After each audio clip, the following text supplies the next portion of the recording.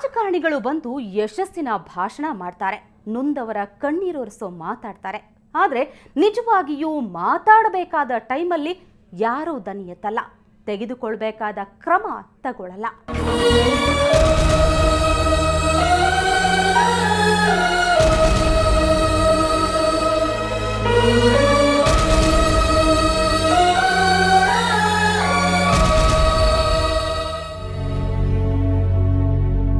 ಮೊನ್ನೆ ಗುಲ್ಬರ್ಗಾದ ವೆಂಕಟಬೇನೂರಿನಲ್ಲಿ ತಂಗಿಯ ಮೇಲೆ ನಡೆದ ಗ್ಯಾಂಗ್ ರೇಪ್ಗೆ ನ್ಯಾಯ ಸಿಕ್ಕಿಲ್ಲ ಅಂತ ಅಕ್ಕ ಒಬ್ಬಳು ಆತ್ಮಹತ್ಯೆ ಮಾಡಿಕೊಂಡ್ಳು.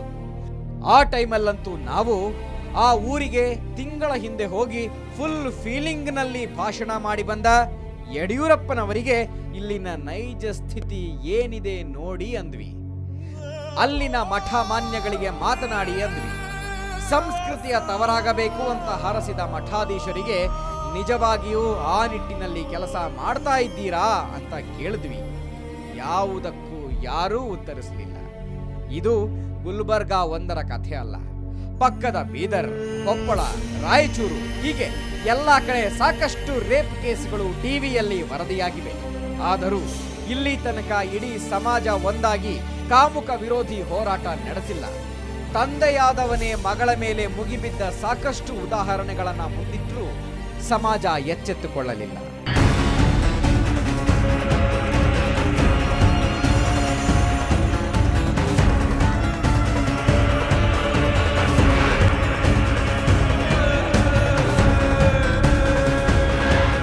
ತಾಯಿ ಇಲ್ದಾಗ ಅವರೆಲ್ಲಾದ್ರೂ ಹೊರಗಡೆ ಊರಿಗೆ ಹೋದಾಗ ಹಿಂಗೆ ಹೊರಗಡೆ ಹೋಗಿರ್ತಾರಲ್ಲ, ಕೆಲಸದ ಮೇಲೆ ಏನಾದರೂ ಹೋಗಿರ್ತಾರೆ. ಅವಾಗ ಜೊತೆಗೆ ನಾನು ಹೋಗ್ತೀನಿ ಅಂದರೆ ಬೇಡ, ನೀನು ಇಲ್ಲೇ ಇರು. ರಾತ್ರಿ ಟೈಮ್ ಇದೆಲ್ಲ ಸ್ವಲ್ಪ ಹಳೆಯದ್ದಾಯ್ತು. ಮೊನ್ನೆ ಹಾಸನದಲ್ಲಿಯೂ ಗ್ಯಾಂಗ್ ರೇಪ್ ನಡೀತು. ಮಂಗಳೂರಲ್ಲಿ ರೇಪ್ ಕೇಸ್ ದಾಖಲಾಯಿತು. ಅಲ್ಲದೆ ಬೆಂಗಳೂರಿನ ಸೋಫಿಯಾ ಶಾಲೆಯ ಮಗುವಿನ ಮೇಲೆ ಸತತ 1 ತಿಂಗಳಿನಿಂದ ಸಾಬಣ್ಣ ಅನ್ನೋ ಬಸ್ ಕ್ಲೀನರ್ ಕಾಮತೃಷೆ ತೀರಿಸಿಕೊಂಡ ಬಗ್ಗೆ ಮಾಧ್ಯಮದಲ್ಲಿ ವರದಿಯಾಗಿದ್ದೇನು ಕಡಿಮೆನಾ?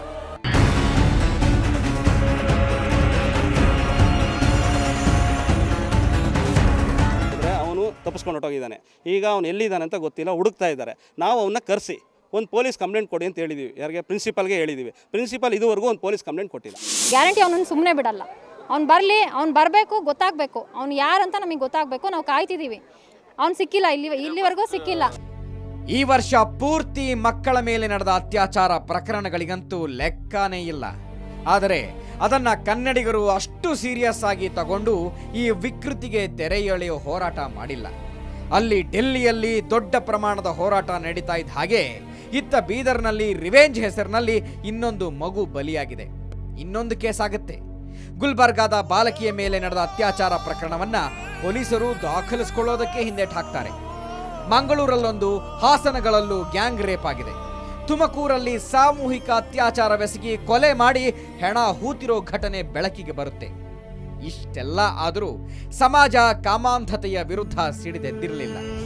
ರೇಪ್ ಕೇಸ್ಗಳ ಸಂಖ್ಯೆ ತಗೊಂಡ್ರೆ ಮೆಟ್ರೋ ಸಿಟಿಗಳ ಪೈಕಿ ಬೆಂಗಳೂರಿಗೆ 3ನೇ ಸ್ಥಾನ ಇದೆ. ಮೊದಲನೆಯ ಸ್ಥಾನ ದೆಹಲಿಗೆ. ಅಲ್ಲಿಗೆ ನಾವು ಸಮಾಧಾನ ಪಟ್ಕೊಳ್ಳೋ ಥರ ಇಲ್ಲ. ಇನ್ನು ಜಿಲ್ಲೆಗಳ ವಿಷಯಕ್ಕೆ ಬಂದ್ರೆ ತುಮಕೂರು ಜಿಲ್ಲೆ 1ರಲ್ಲೇ ವರ್ಷಕ್ಕೆ 70 ರೇಪ್ ಕೇಸು ದಾಖಲಾಗಿದೆ. ಅಂದ್ರೆ ಊಹಿಸ್ಕೊಳ್ಳಿ, ನಮ್ಮ ನ್ಯಾಯಾಂಗ ವ್ಯವಸ್ಥೆಯಲ್ಲಿ ವರ್ಷಕ್ಕೆ 4-5 ರೇಪ್ ಕೇಸ್ಗಳ ಹಣೆ ಬರಹ ನಿರ್ಧಾರವಾಗುತ್ತೆ. ಹಿಂಗಾಗೆ BK ಶಿವರಾಮ್ರಂಥ ದಕ್ಷ ಅಧಿಕಾರಿ ಈ ಹಿಂದೆ ಕಾಮುಕ ನಸುರುವನ್ನ ಗುಂಡಿಟ್ಟು ಕೊಲ್ಲೋ ಮೂಲಕ ಅಂತ್ಯ ಹಾಡಿದ್ರು ಅನ್ಸುತ್ತೆ. ಈಗ ನೋಡಿ, ನಾವು ಕಾನೂನಿನ ಕೈಗಿಟ್ಟ ಉಮೇಶ್ ರೆಡ್ಡಿ ಅಂತವರಿಗೆ ಗಲ್ಲಾಗಿದೆಯಾದರೂ ಅವನಿನ್ನೂ ಜೈಲಲ್ಲಿ ಹಾಯಾಗಿದ್ದಾನೆ.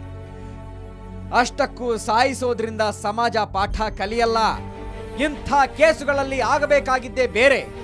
ಈಗ ನತದೃಷ್ಟ ಹೆಣ್ಣು ಮಗಳ ಸಮಾಧಿಯ ಮೇಲಾದರೂ ಸಮಾಜ ಕಂಟಕಕ್ಕೆ ಕೊನೆ ಹಾಡಬೇಕು ಅನ್ನೋ ಹೋರಾಟ ಶುರುವಾಗಿದೆ. ಸಮಾಜದ ಸ್ವಾಸ್ಥ್ಯವನ್ನ ಕಾಪಾಡುವ ಕಾನೂನು ಬರುವವರೆಗೂ ಈ ಹೋರಾಟ ನಿಲ್ಲೋದು ಬೇಡ.